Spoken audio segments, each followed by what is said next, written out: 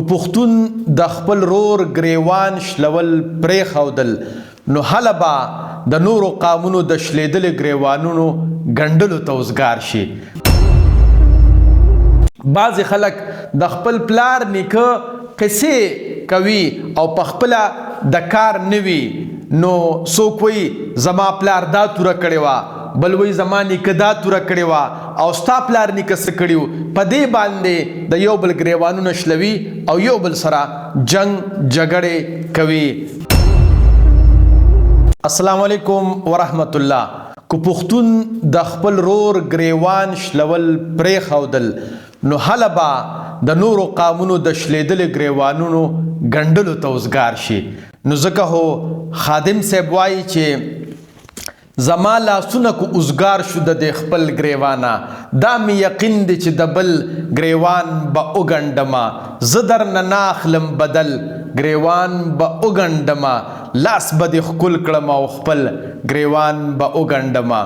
زه یم عبدالله عابد د سوات یونیورسټۍ نه تاسو ته مخاطب یم او زما دا ارمان دی چې ټول پښتونخوا د معاشي او معاشرتي طور باندې ښه مضبوط شوی. اوس تاسو ته زما دا خواست دی چې زما دا اواز خپل ملګرو سره شریک کړئ کیدای شي چې څوک په عمل وکړي او د هغوی ژوند ښه شي نو زما او ستاسو به پکې پوره حصه وي.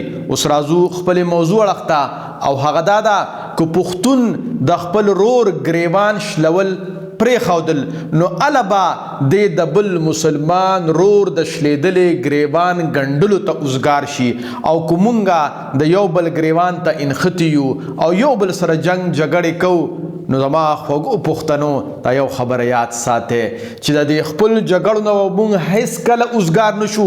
د دنیا قامونه به بل اړخ ته لاړ شي او مونږ به هغه شانتي په خپلو جګړو کې پراته یو.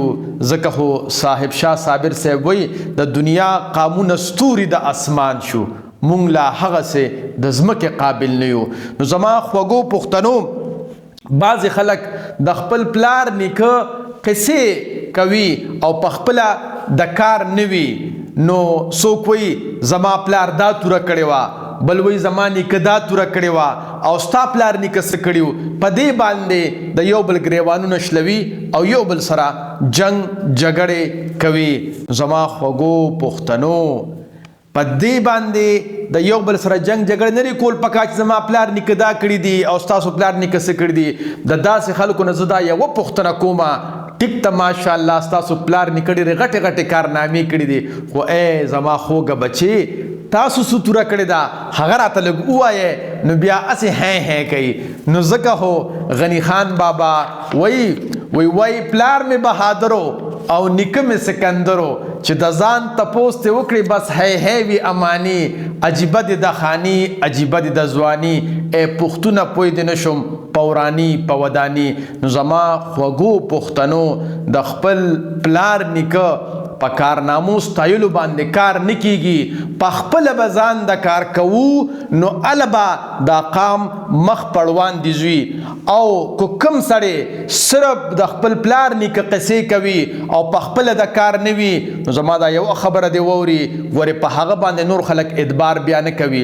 د مثال په توګه باندې کو یو سړی تاسو ته وایي چې زه ماشاءالله العظیم چې کوم دین زما پلار او نیکه دواړه د زړونو غټ غټ ډاکټرانو او زه د سارو ډاکټر یم او خدای نه خاص تاسو ته د زړه مرض لګېدلی وي او راشه چې علاج دله وکړمه نو ستاسو څه خیال دی تاسو به پر علاج وکړئ بلکې کیدای شي څوک هم په علاج اونکي ځکه چې پلار نیکه خو د انسانانو د زړونو ډاکټر او دی ماشاءالله د زناورو ډاکټر دی نو څنګه په څوک ادبار وکړي. نو همدغه رنګې کم انسان چې د خپل پلار نیکه غټې غټې وایي او په خپله د کار نه وي نو خلک پې ځکه اعتبار نه کوي بلکې کیدای شي د ده د وجې نه د ده په پلار نیکه باندې خلک شک کول شروع کی.